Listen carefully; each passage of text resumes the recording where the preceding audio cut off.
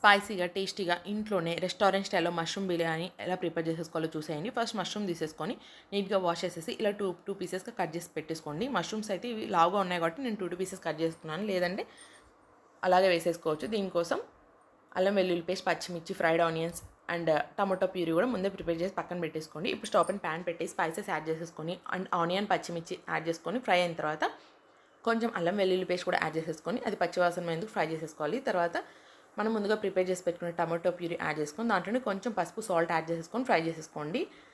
ఇంకా అది కొంచెం ఫ్రై అయిన తర్వాత 2 table spoon red chilli powder, 3 table spoon పెరుగు, కొంచెం గరం మసాలా, సాల్ట్ కూడా యాడ్ చేసేసుకొని మొత్తం మిక్స్ చేసేసి అండ్ మనం ముందుగా కట్ చేసి పెట్టుకున్న మష్రూమ్స్ కూడా యాడ్ చేసేసుకొని ఒక లెమన్ పిండేసుకోండి. హాఫ్ లెమన్ అయితే సరిపోతుంది.